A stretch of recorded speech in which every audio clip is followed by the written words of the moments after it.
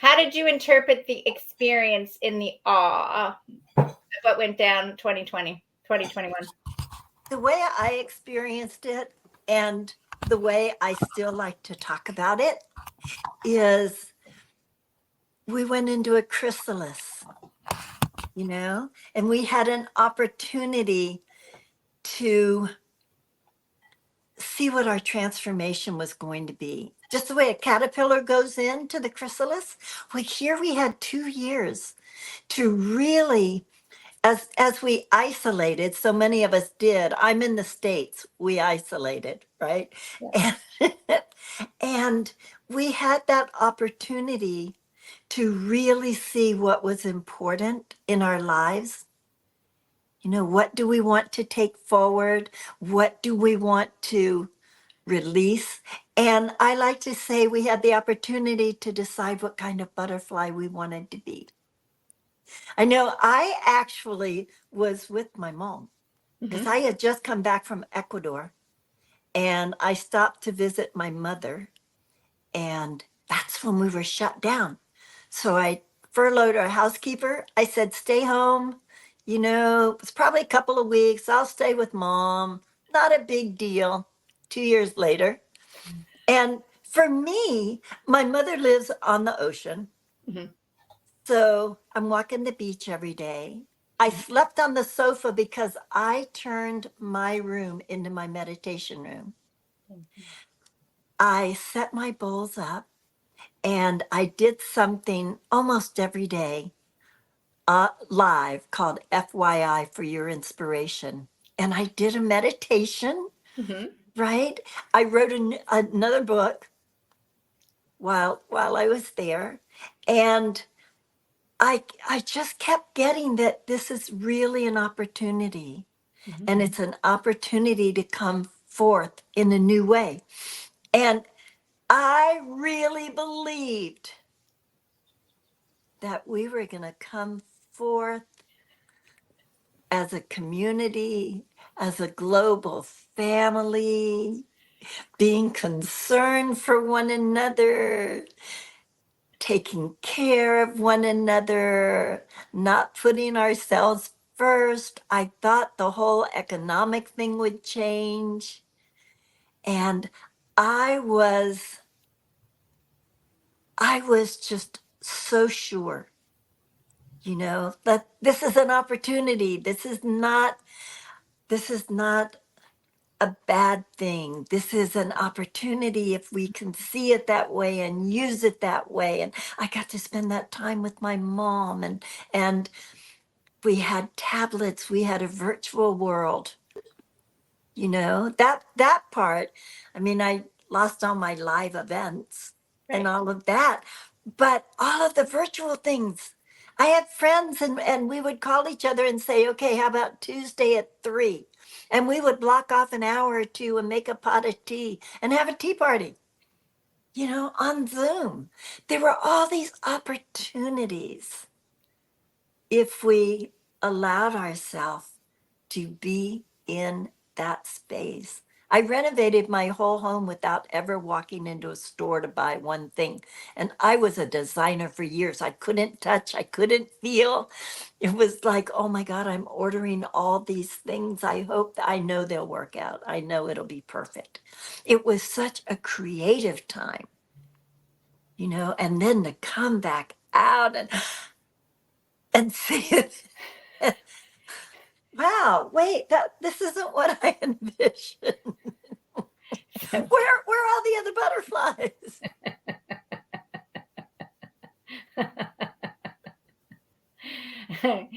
Well, see, and I was just saying earlier that I felt like a lot of the people that didn't step into the chrysalis and get contained. That's Yes. when they were exercising their butterflying. Yeah. They were like, hold on, right? Yeah. Freedom is freedom. And who are you to tell me what I'm supposed to do, right? So for me, it was the flip side of the experience of very much was a time to go within, but was to go within to discover what is your truth? And one of the things I noticed that a lot of people that had felt over the course of their life, let's say that they were the sheep or the odd man out or the troublemaker, um, they all found each other. And they were like, oh my gosh, there's somebody else that thinks the government shouldn't be in my life, right? Yeah. That there's something wrong with us believing everything they're saying when we never believed anything they said before. And so it was very interesting to see this sort of community. And I know I would come because I was like you, I was walking the beach, but I was on Prince Edward Island, and there Yeah. was nothing going on in Prince Edward Island. Like we didn't even have anyone in the hospital. So we only had the mysterious cases popping up. So it was like I this is the first time that I turned on the TV like in like 20 years, really, and was watching and going, people are believing like what they're saying on this, like without any discernment, because it's just, to me it was just fear after fear after fear Mm. after fear. It wasn't anything about going within, finding yourself, you're healthy, everything's good, just go with the flow, discover your inner beauty. Nothing like that, right? Yeah. um so it it was a completely different experience for me to see how, where nothing was going on, we were being treated as if we were Toronto or New York City or Florida, right? Where you are. Like it's like we got to clamp down. Yeah. And then you just watched how different people got their fears, they just overcame them. And I met one little, she's so cute. She was a lovely little librarian. And then, so a tiny little town. And she says to me one day, she goes, my life hasn't changed at all during this. She said, I live 5 minutes away. I work part time here. My cottage is like 10 minutes over there on the beach.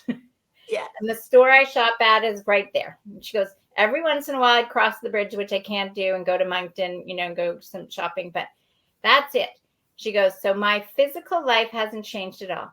But my mental life, she says, I'm so stressed now because it doesn't matter what I do, social media, the news, or anything, everybody's just talking about fear, fear, fear, fear, fear.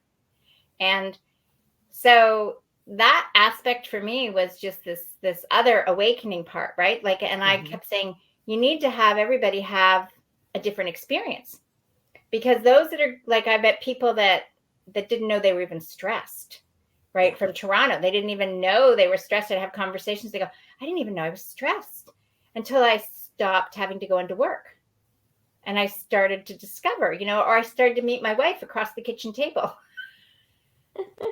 right? And I didn't, we had been going like this for so long. So there were so many beautiful things that happened. And when I was in Mexico just this past March, Hmm. there were a lot of Americans there, and I could even sense which side of the line they were on. And I said, I'm Canadian, and so just curious, um, what's the solution for your country? And they're like, solution? What do you mean the solution? Those people are just idiots. And the other one being, those people are just idiots. And I'm like, you're both saying the same thing about the other person. When are you going to find unity? Yeah. When are you going to have a solution? Like, how long is this going to go on for? Right?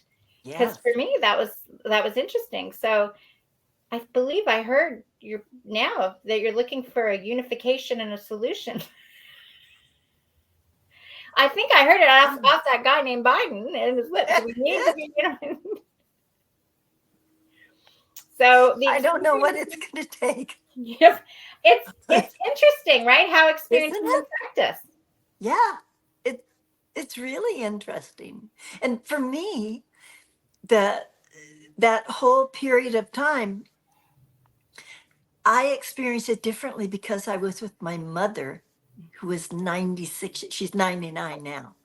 So my whole thing was keeping her safe, right? How Right. do I keep her safe? And I did lose my big sis early on in New York. Right. She was like one of the very first, New York deaths. She's Casualty. really my cousin, but we've always been sisters. And my um, my older daughter is in the hospital business in Florida, so she had the real stats, Right. right? So, um, and then my younger daughter in medicine up here. So it was really interesting. But there was this complexus of freedom, and don't tell me Yeah. that. No, I mean, don't tell me I have to do this. Don't tell me I have to do that. Right. No, no. And that was a really big deal. But the thing is, now that we're out, I don't understand when I see groups telling other groups what they have to do or what they can't do. Right. You can't read this book. I'm sorry, this book can't be there. Okay. So what book are you referring to now? Oh, I, in the US, there are many books being banned. I don't know if you're aware of this, out of school, like children's books that can no longer be in the schools because Like some people have decided that they are not appropriate. And when you Dr. look, Seuss or something? oh yeah, a lot of Dr. Seuss. I mean, I Really? do you want me to? Yes. I'll We're send you we're the on list. a Let freedom. me tell We're on you. a conversation. We're having virtual tea. Virtual. Oh, that's why we're having virtual tea. I know. No, there's a whole list of books that are not allowed in the school system anymore, especially in Florida, because some parents. Oh, so explain to me how. I mean, I don't. I I'm glad that it's happening because it's awakening some people to say, wait a second, Right. wait. If we have a freedom issue, then who's making those Decisions. decisions? Yes. Well, Right? and that's a very like to me, right? So Maria and Joe, you might not know this about beloved, but she's definitely from another planet. And Yes. and she's and one of her fun things to do when Ariel likes to come in, she channels Archangel Ariel. Yeah. So when we're talking about the fact of like life is beyond this experience anyways, we're having this experience in on this realm, and then we're watching the breakdown of so many traditional structures that were they deliberate lies all along, to keep us in a box, or were they oh, we just won't tell you the truth, like it's a little white lie like the parents would do about things in the house. I mean, I think like things are so deep on so many levels that I feel like everybody's having their own individual experience. One of the things that I have said that I thought 2020 represented was on a global way was the maternal and the paternal. Mm, So, the healthcare was the maternal side and the paternal was the justice side, right? And well said. so if you never had dealt with any of your skeletons in the closet, so to speak, you know, you were you you were confused about what was being told, right? And then you're like it's all getting muddled of how you're going to react. If you've done some inner work or you've looked at things previously, I think then you could make your own choices. And there are lots of people that felt like their livelihoods were being stepped on, but they still took the opportunity to stay home. Right. Yeah. You, Maria and Joe, you can jump in any moment now, right? Like, what was your experience? Who wants to go first? All right. Can you hear me? Yes. Okay. Well, I found that I could see the North Star, I could see the Little Dipper, the Big Dipper, and in Toronto. And it was awesome. and it like the peace was palpable, and the beautiful reaching out among the neighbors when we were all forced to stay home, don't go out, you're allowed for a health walk, going to a playground is forbidden, etc. And so I didn't go out. I didn't need to go out, but a neighbor asked, "I'm going to the store. What would you like me to pick up?" I asked, "I've run out of fresh things." So I asked for fresh apples. Then I said, okay, I'm venturing out, and I asked my neighbors what they'd like me to pick up for them. The collaboration, the caring for each other was amazing. The checking in on each other, just totally amazing. And the other thing that was empowering is that my childhood was spent under communism. Oh, I know all about this. I know Mm. all about this. Rule number one, do if you don't want to be in jail, or as a child, if you don't want your parents in jail, keep your mouth shut. Mm. Right? So, okay, don't, like, some people don't have that experience, Right. and they're okay with provoking. And if you have that experience, and at age 4, I was responsible for helping my parents keep their job by keeping my mouth shut. Like, okay, I know how to do this. So, Wow. do you want to reveal? Is it still a country that exists, or has it been It's amalgamated? Hungary. It was Hungary Hungary. under Yeah, the that's what I Soviet, under Soviet. And then what else? During 2020, Zoom came in. I learned how to Zoom, and touch was forbidden. So you can touch when you meet your friends on the street, your neighbors. You got to be everybody. You have to. You do not want to attract unfriendly attention. Okay, you don't want to be the one who's made an example of. So stay on the other side of the street, which is fine. You just raise your voice a little bit, and you have a great friendly, and you can, the heart energy travels. You Mm. don't have to be within interest. You cannot stop the heart energy. So that was lovely. And then, but touch is forbidden. And so many miss the touch. They have not lived under communism. They don't have the survival skills. They don't know how to soothe themselves. So I cut out a whole bunch of angels from craft felt, Mhm. and I used two colors, and I began to embroider them together. So my touch is in them. By the time I finish embroidering, my touch is in it. And then they went out to, well over 50 went out. So here is the touch. Okay, you cannot stop touch. The good, you and I, we all know that object carries the touch. Yeah. So anyway, What that about because you're a minister, is that correct? yeah. So what happened there with your congregation? Well, I began to write a sermon like message every single day, 7 days a week, for the whole year and most the next year, until they said, "Oh, it's going to be. Let's just do it twice a week now." And I began with, I'm going to put it into Christian terminology because that's what Yeah, I have to do. yeah, Okay, for them.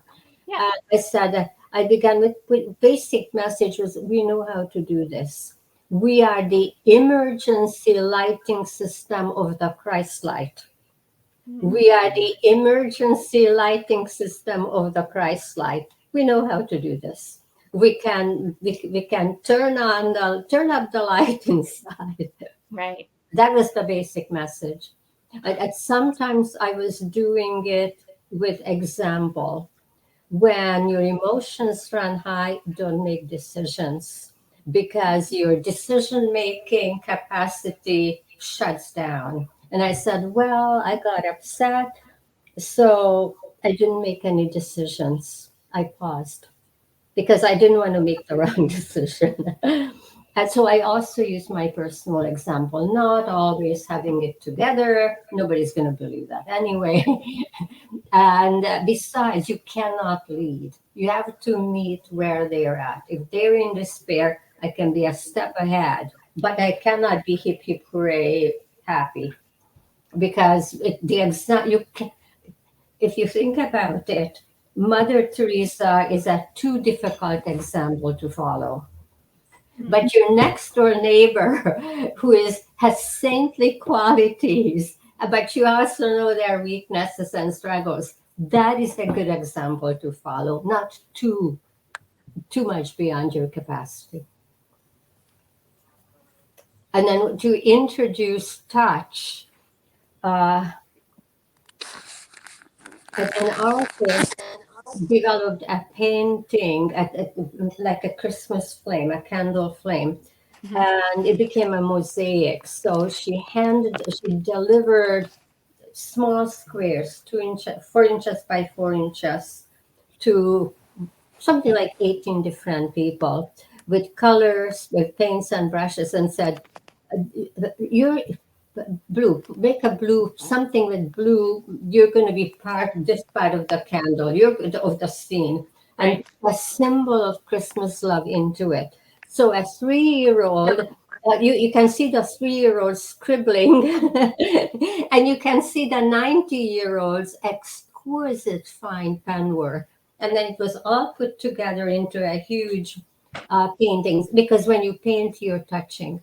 Okay, the resonance is there. Right. And you're focusing on your feelings of love, not your worldly thoughts. That's the art of your worldly thoughts.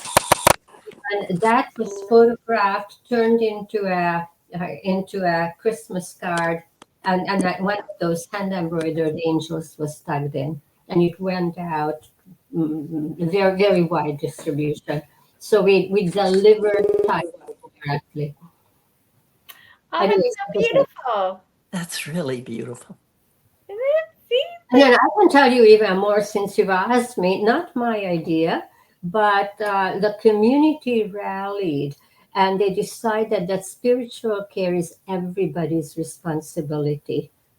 I do the really heavy stuff. I did some extremely heavy stuff. But when a 3-year-old scribbles a drawing and passes it on, that's spiritual care. People don't recognize it. And so somebody said, if somebody comes to mind, pick up the phone and call.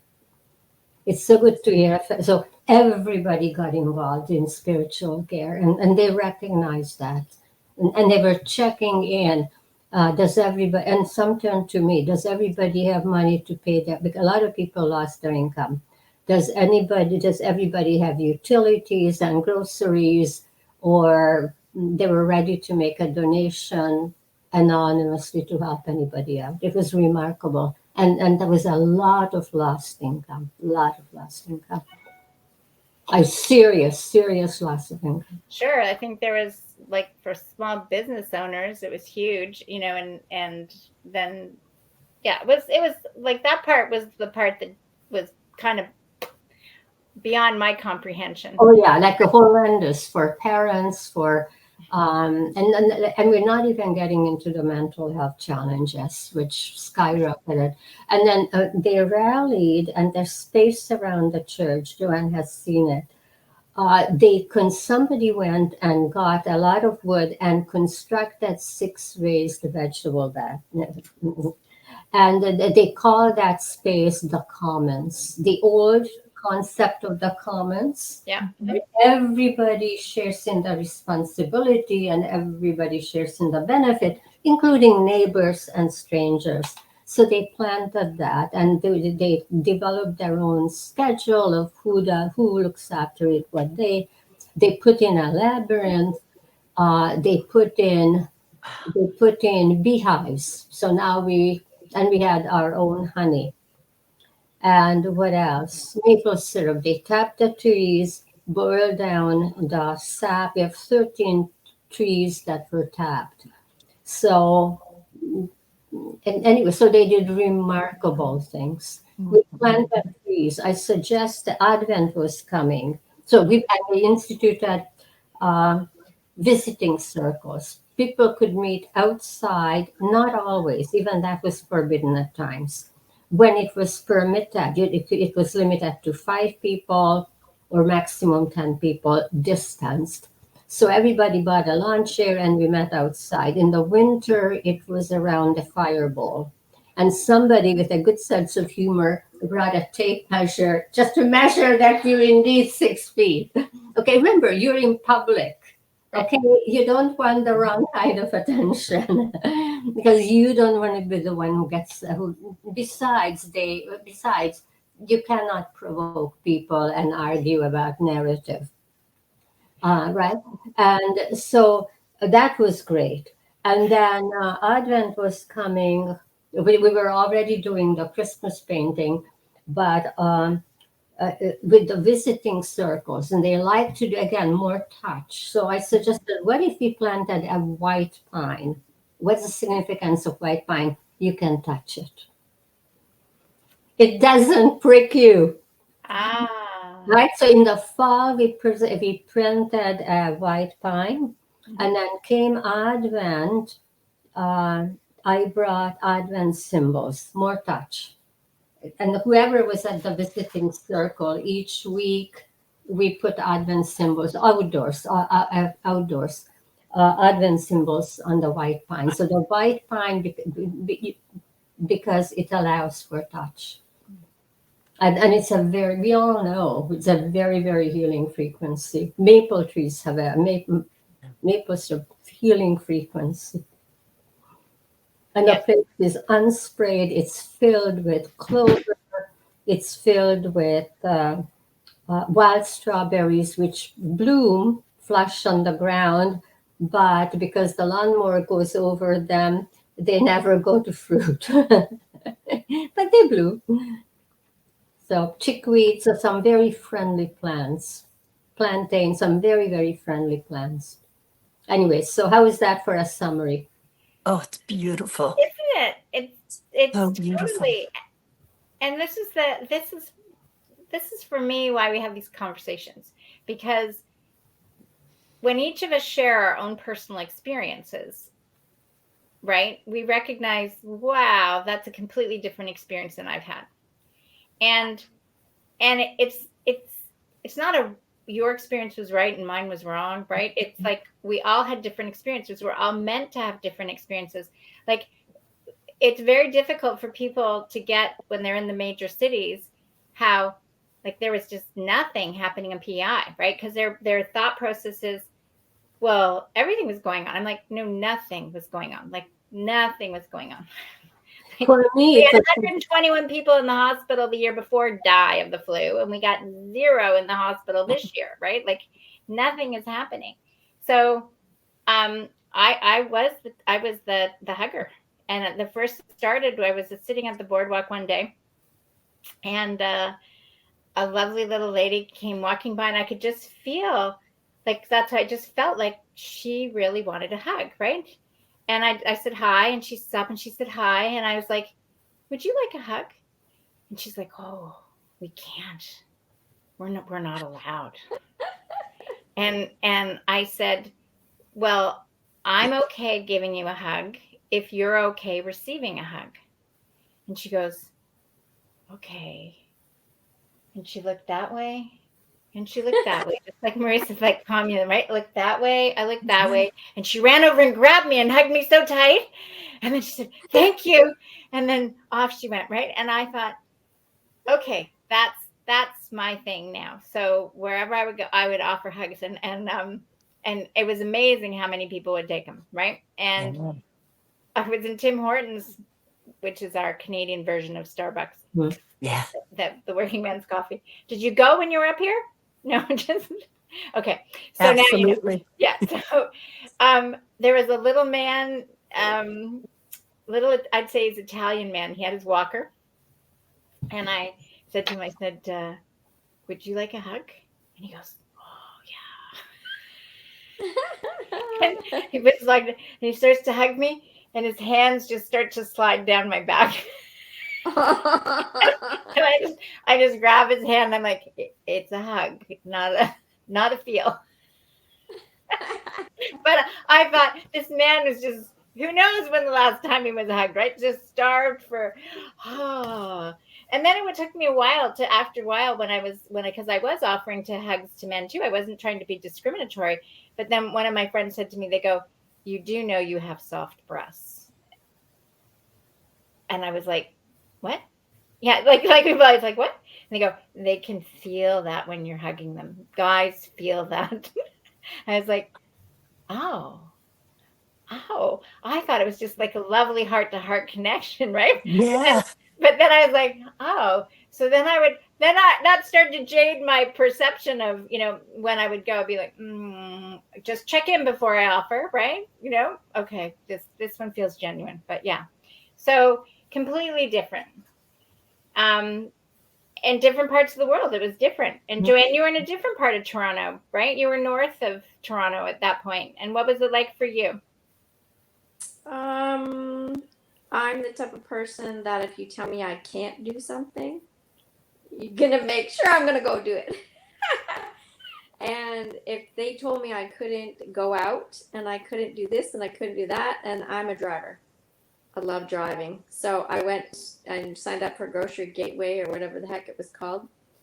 And I was on the front line delivering groceries because I thought, what am I going to do? You need a reason, or what? Camera's this way. A reason to go out. You have to have a reason if you're going to the grocery store, the doctors, wherever you're going. So I had this little green card and I could pull it out anytime. I never asked. It was never asked for it, but that was my thing. And it's like, it was partly fear too, because if I'd feel really trapped if I couldn't get in my car and drive somewhere. And so I got that job and I was on the front line and people you got so many different experiences delivering the groceries. Some of them would grab it from your hand and say thank you. Most of them would stay behind the door with their mask on, with the door closed, and then open up the curtains and see if you're there. And then you had to take a picture of it on the porch to make sure to show that it was delivered. I never had any troubles with the people, but sometimes it would come out and they'd leave a little Ziploc bag with $20 in it or $5 change or whatever. Or sometimes they'd like throw it at you so they didn't touch you, and so it had so many different experiences that way. But um, I felt good about being able to help, but I also felt that I wasn't trapped and being stuck at home. If it who knows, it could have went on for years and years, and I would have went crazy if I couldn't get in my car and drive whenever I wanted to. Because lots of times, even here, I'm 2.5 minutes walk to the lake, but I'll drive all the way around to the other side of the lake where the port is, where the boats are, and the boardwalk is, because I want to walk along the water, not just to the water and it's done. The walk is over, right? So I had both experiences. The chrysalis one I did go within, because I was in Aruba, and when I came back, I had to quarantine for 2 weeks, and so I went up into my office slash loft and spent most of the 2 weeks up there. And I should actually try and find. I did a lot of journaling, a lot of deep meditation, and it was just like elongated my vacation basically by an extra 2 weeks, because I couldn't do anything, couldn't make any food, I couldn't go in the kitchen, I couldn't do anything, and it was like, okay, this is great. So I did the chrysalis, but then I also got, once that part was over, then I also got out and out running around in the world. So it was pretty great. Yeah, the blessings are great. And the third thing that I did community wise is Maria was part of our group. We have 4 of us that started off meeting once a year. We started off with the Ultra Mind meditation. Oh, we lost Jacqueline. Uh-oh. Oh, we're still live, so she can watch. Yeah, we're live. She can watch the recording. She'll be back. Yeah. So we started meditating once a day, and then I don't know when it switched into twice a day, but the meditation group that we were taking, it was Silva meditation, the Silva method. They suggested, and Mind Valley was running it at the time, the Mind Valley program. And he was saying once a day, if you meditate, it's good for you. And twice a day, it's really good for you. And the best for you is 3 times a day. So somehow or other, we morphed into once a day. Um, she's back. Then we started some point or other, and I don't know if we have notes or when we can figure out with our emails or what. We started into twice a day. This is our meditation group I'm talking about. So that's sort of the third part of my experience. And then we started meditating actually 3 times a day. So it was quite the experience of having someone to talk to 24 hours a day, 3 times a day, knew someone was there, knew we could count on each other. We didn't do a lot of talking. It was mostly 4 o'clock was more like a learning thing. We would do a course. So we plowed through probably 15 courses over the last couple of years. We plowed through all kinds of self-empowerment courses, yoga, qigong, and I got a 10x fitness designation. So then I took the girls through a home workout and taught them how to do that. And I think Michelle said it's been a year and a half now. She's been doing twice a week, and she's probably surpassed me as far as the weights that she can do, which is really impressive. It was really fun this week, actually. She was in at a convention in Atlanta, and she'd never done any of the workouts that we have at the gym. So we actually did a Zoom because we're so used to them now. We did a Zoom, and I actually took her through her gym workout by Zoom. Cool. And she was That's really ecstatic. cool. She goes, how do I do this? What do I do? What am I doing? Because now she got to do 6 different exercises or 5 different exercises than the ones we normally do, but on a machine now. So yeah, I feel really blessed. The first beginning of it, I got a little bit freaked out when my daughter was going to jump into a car and going on a date with a guy that she barely knew. And I got really upset with her. And then she just looked at me so full of wisdom and said, Mom, this isn't all real. It's just fake. And everything is fine. And just like that, I flipped into, oh my God, how did I not see this? I didn't vaccinate my kids, and I stopped vaccinating them. And it was just a carry on of you're staying into the healthy zone and not doing doctor crap. And I just snapped out of it like in mere seconds. And yeah, it was blessing after blessing after blessing. And I could say, other than, my life didn't really change that much either, because I get faced with a problem, like not being able to drive, and I go find a solution. So I got to do my driving. I got to be on the front line. I got to help people with their health. I got to teach my skills and my tools with my workouts, and be with my girls 3 times a day, and the kids. I could see them whenever I want. No one was following pretty much most of that garbage. So yeah. May I add something? Oh, nice. Mm-hmm. Absolutely. It's fascinating to hear. It's fascinating to hear what each of you is sharing, because I'm in a leadership position.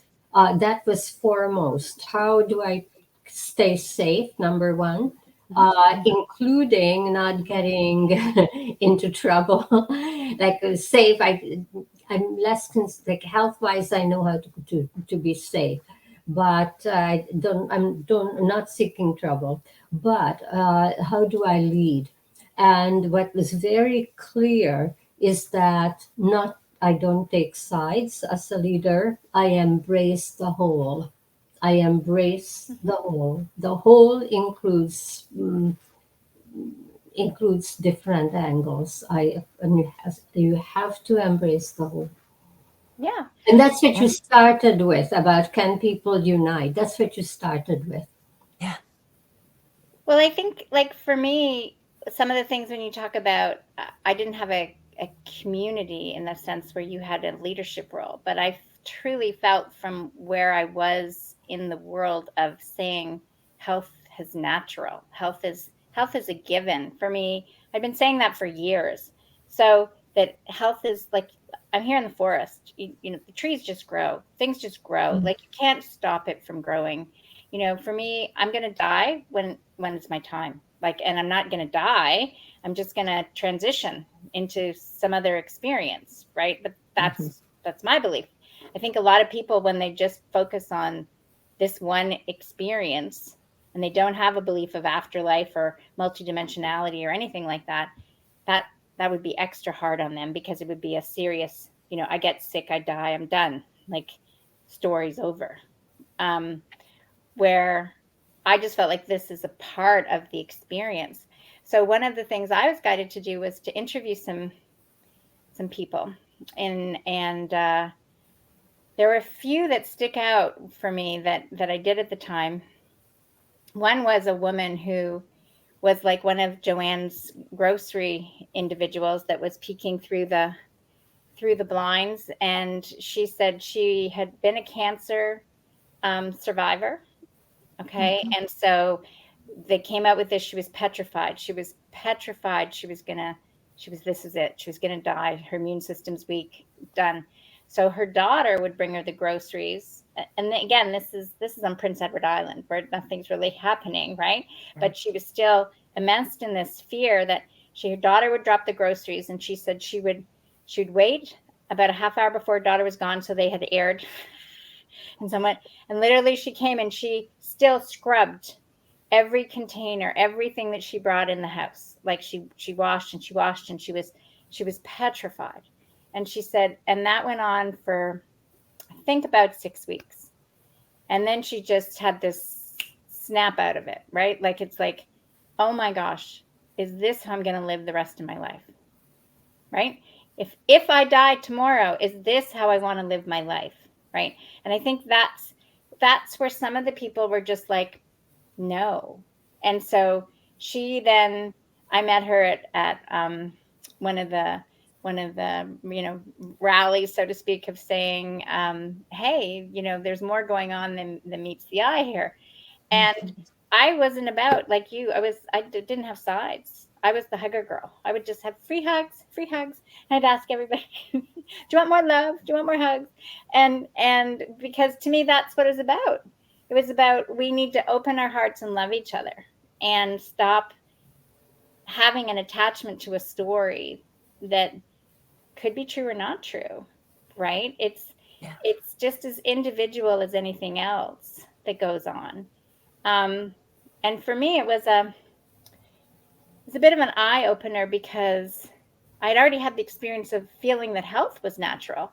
So I was like, well, why aren't we talking about nutrition? You know, why aren't we talking about aromatherapy? Why aren't we talking about getting out and walking the beach? Like, we can walk to the beach, but are we really talking about these things on the news? Or are we only, you know, we might be talking about them in our own little communities, but top down, they weren't talking about it. And so that was it. So I had this feeling that, well, I need to go talk to the police in our island, right? I needed to go tell them, like, you're about to, like, this scientist says you bring in the vaccine, it's a good vaccine, but it's the wrong time. It's going to create variants, and we're going to have issues in PI soon. Like, you need to protect us. And that was when I started to notice they got that I had a whole other different vibe on health. They could see, I said, if I was the health minister, this is what I'd be saying. And they're like, oh, that's totally different. Right. And I said, yeah, so that's why I know there's something else going on. Right. I don't know what, but something else going on. And our house doesn't have to burn down just because everybody else's is. Right. That was my mentality. And so they were very interested, and they sent me off to the RCMP, et cetera, et cetera. But then when I went to follow up, it was like, whoops, time out, don't talk to her anymore. So then I got to start to see, as you were talking about, who's telling us what to do, right? Who's in charge of what books and education? Who is, you know, all these, who is the who? And that was, for me, start to look at who is the who, and what are the words on the papers that we actually think we are. and the identification of who am I really? Am I really actually operating like a sovereign being here, having this experience, wanting to spread love and joy, and am I surrounded by that, or am I surrounded by people that are starting to open up like I was at one point, right? Like, can I have that compassion that the world is just starting to blossom, and in the process of blossoming, it just looks very chaotic,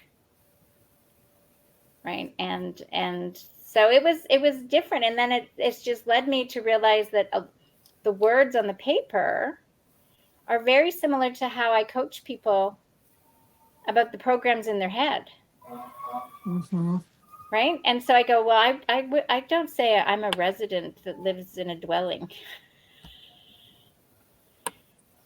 yet, and so that was very educational for me, and it brought up a lot of things. And I think it brought up for me this patriarchal, my coming to peace with the patriarchal system is in place because the patriarchal system is in place. It's not a wrong, it's not a right, it just is. And my experience of it is the only thing that I need to clear and work on.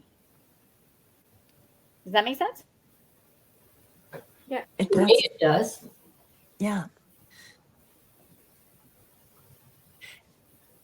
You know, I have the whole patriarch matriarch thing Mm-hmm.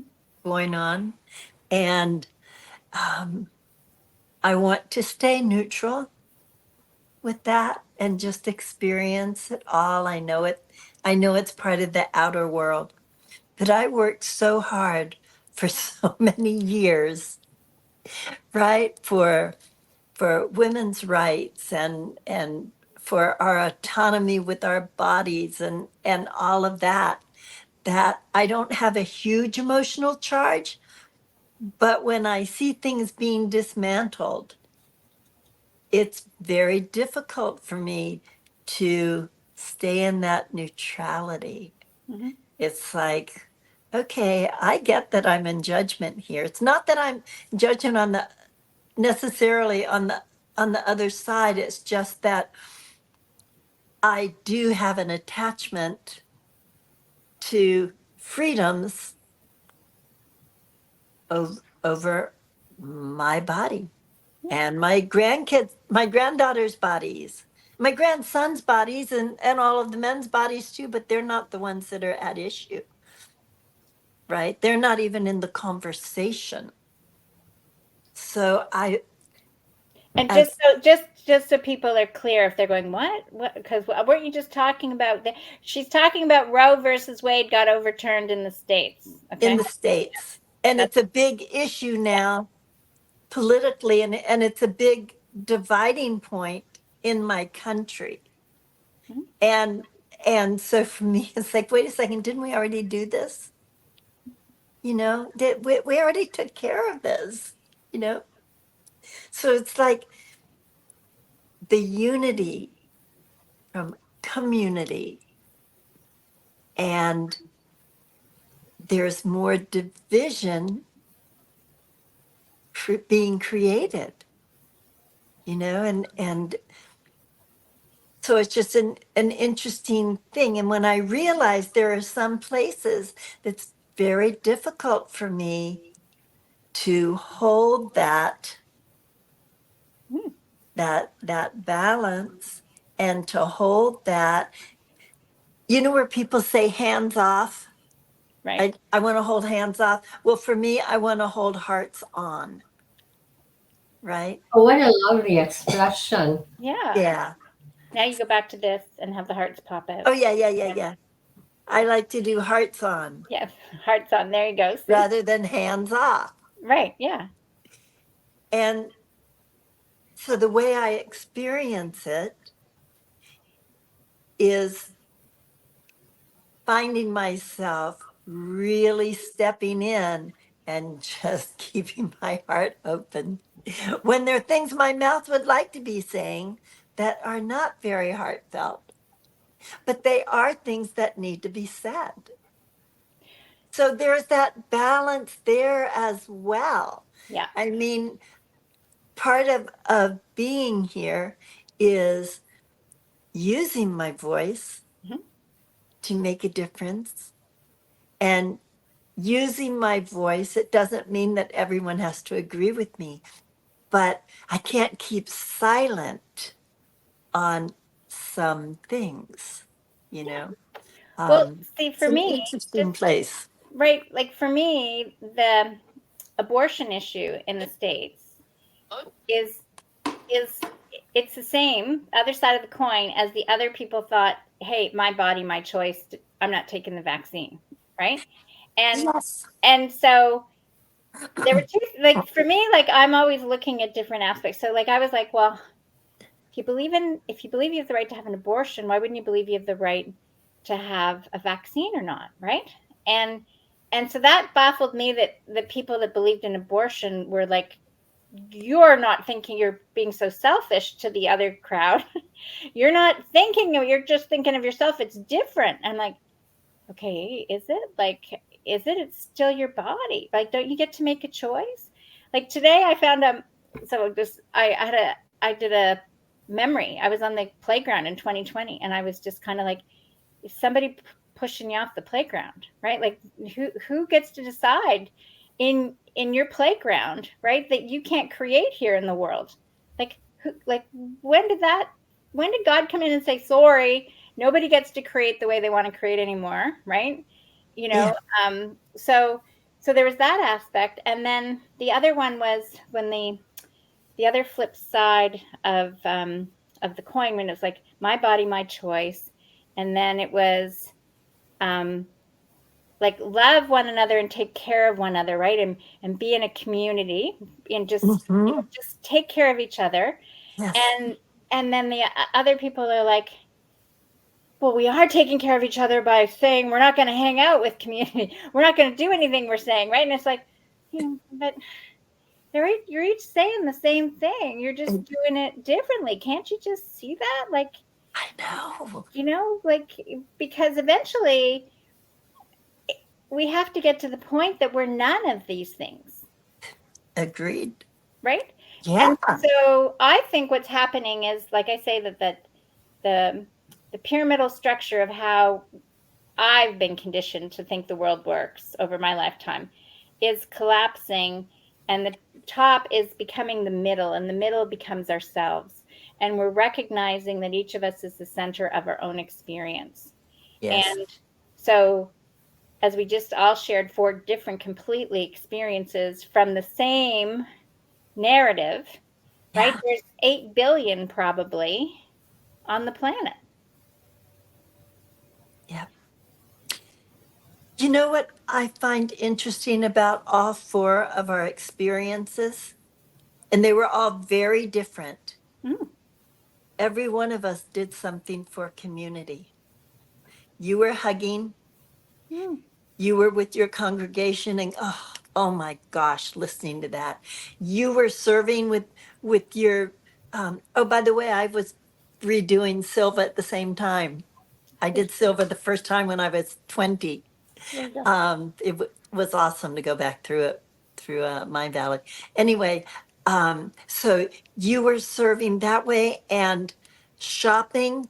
Oh my goddess. I still do all of my mother's shopping. Her caregivers give me the list and I call the shopper. I go online and we started doing that during our cocoons. It's been wonderful. And I was doing the meditations and I had opened a membership at that point too, a Right. woman's membership. So even though we each did our own experiences totally, there was the connection to community and Mm, to service. yeah. I find that very um, heart Heartfelt. opening, very heartfelt. Yes. That it doesn't matter where you are, who you are, or what your circumstance is, there's a way to connect. Yeah. There's And always a way to connect. actually, and one of those things that I've looked at now that I like retreated in a sense to the forest was that if I truly honestly believe that there is one source, one God, one creator, and we're all expressions of it. And the forest has been helping me with it, and that everything just grows and everything has a time and everything's perfect. Like everything is perfectly perfect. Then I can be the lighthouse now versus the search and rescue team. So I've had to look at myself and say, are some of those community things that I've done because they've made me feel good, right?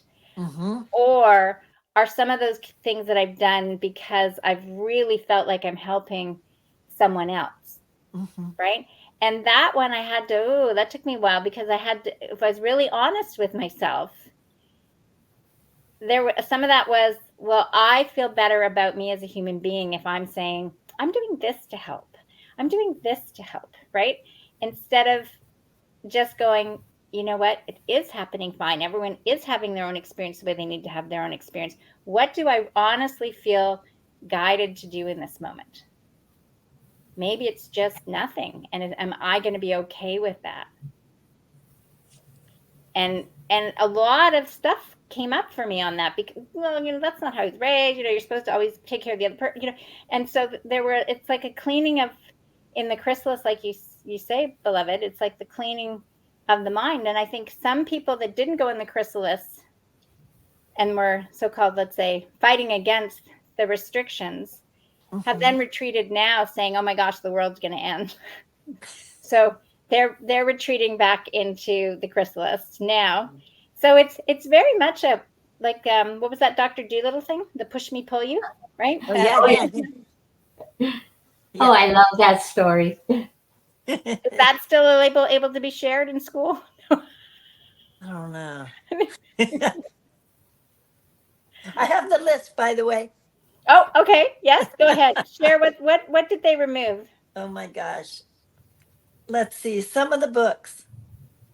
Um, let's see if we can.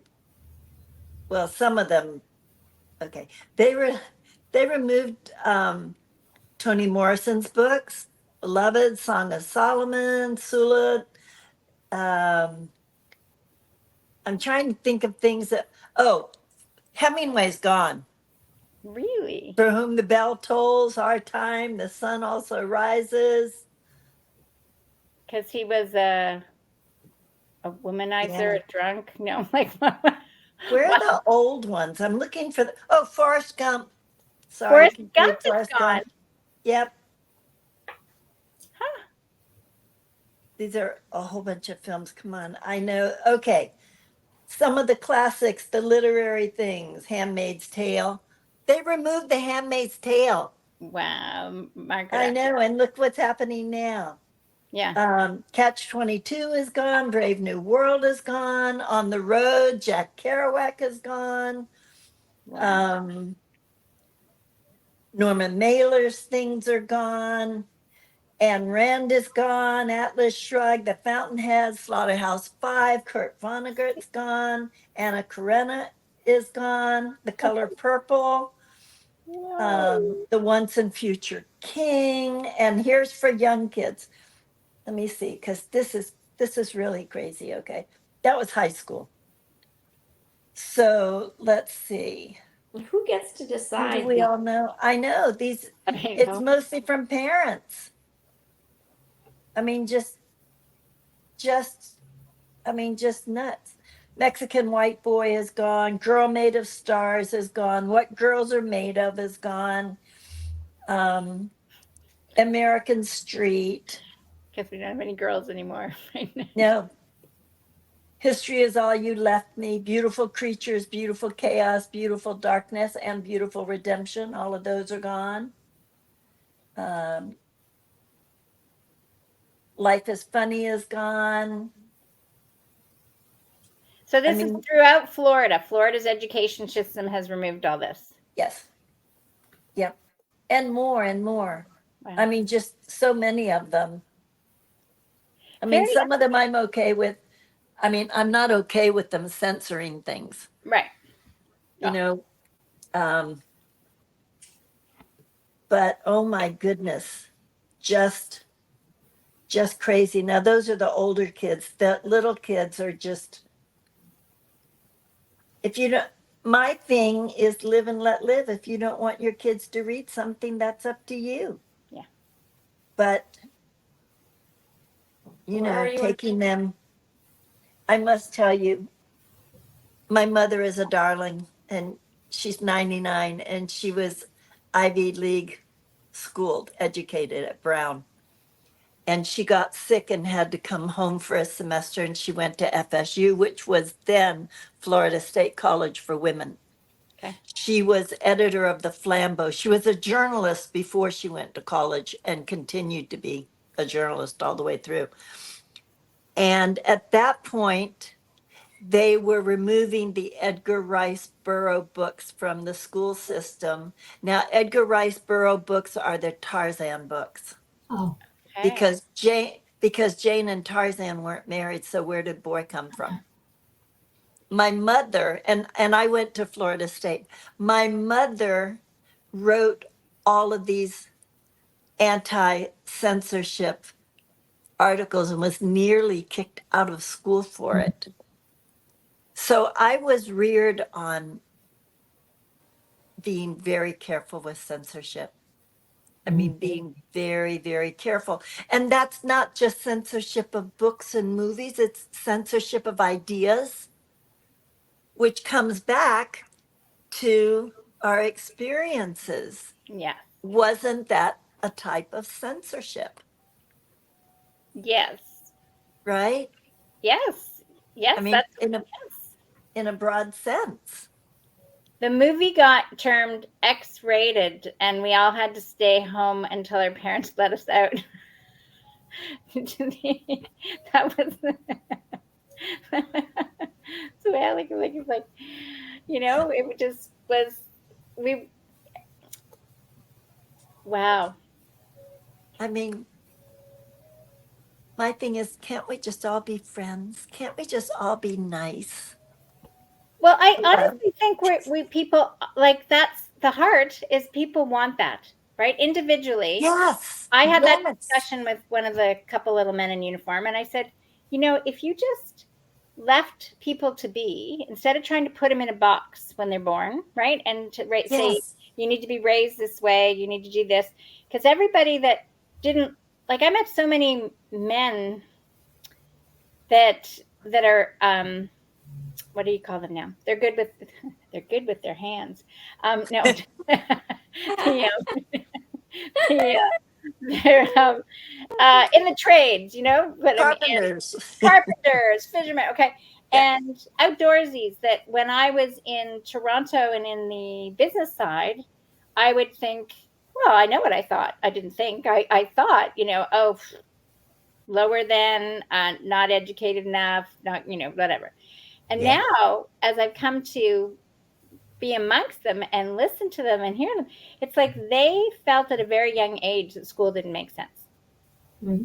It's just like they did not want to be there. They didn't get the concept of I'm supposed to sit there and listen and memorize. Let me get outside. Let me build. Let me create. Let me do. yeah, And and I thought, oh, you know what? They were way more aware than I was, because Mm-hmm. I was like, sure, I can. Oh, I got the answer. I got the answer. I get the gold star. Yahoo! And Um, they're less brainwashed because they didn't go through that until they got a university degree or postgraduate degree. There's more and more of this. This is the correct thinking. They have a freer way of thinking. yeah. Well, that brings me to one of the other interviews I did with Dr. Netta. And one of the things she said to me, I guess before we were actually talking, she said, Jacqueline, she goes, there's a lot of doctors that are speaking out against this particular vaccine, the mRNA. She goes, what they haven't come to terms with yet is that probably all the vaccines were made to create illness within ourselves and to create autoimmune disorders. And she said, We were all type A personalities going to school. She goes, I was type A. You tell me this, I do this, I do this, I do that. We never asked questions. We just wanted the marks. That's what doctors do. Want the Yeah. marks, want the grades, get in, do the thing. We weren't a journalist like your mom, we weren't. They were like, want to get in, want to get practicing. And she goes, unless the doctor had personal experiences with their own patients that got them to think a little differently than what they were taught. She goes, they've just never thought anything different than what they were schooled to do. Or with their family members, an immediate family member or their own health. And then they stop in their tracks and re-examine things and go through the dark night of the soul with, with that with that deconstruction and reconstruction. Yeah. Sounds to me like you've had a few that have come to you on that topic. And of course, you can't tell us who because it's all confidential. No, actually, nobody has come to me on that. Nobody has come. Nobody has come. But there are other challenges in other areas of society where I have heard things about ethics. This isn't the only thing where ethics comes up, but no doctor has ever come to me about this. Okay. So I think that's very, very difficult listening.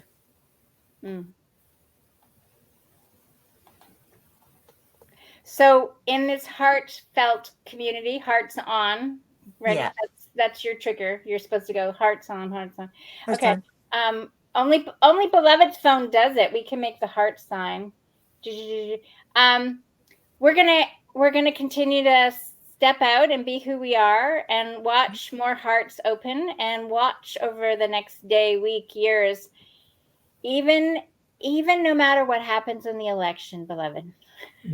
But it doesn't matter what happens, It because really doesn't. It doesn't even necessarily mean anything. Because it just continues. The movie just goes on. That's it. Constructing what appears to be the collective reality. Is it real? Is it not? We're deconstructing it because we're in our own. Mm-hmm. It's needed to be deconstructed. Yeah. So that it can be reconstructed. And what comes or so it can, come for it had to come apart. Yeah. But it's like it hasn't completely come gracefully. Yet. There's more coming apart to happen yet. Oh, yes, I know. My thing is, I'm the ease and grace girl, right? So couldn't we just deconstruct with ease and grace? And then couldn't we just gently bring forth, right? Well, we'll see. We'll see. I believe that the more we stay heart-centered and without fear, then the more energetic input we have. Yeah. And the more people who do that, that's how we create a reality. So that's all I can do on the US side and the world side and the global side.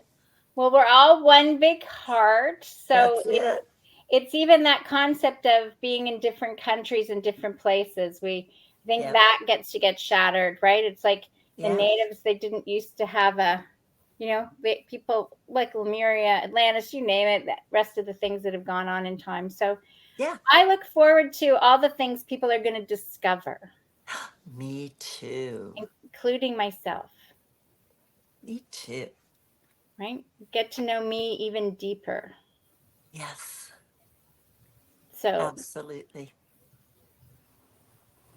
Anybody feeling they have some last words of heartfelt wisdom they want to share before we say a heartfelt goodbye to this call? Joanne, I enjoy your wisdom. You've been on the quiet side. Does anything rise up in you? You need some gems.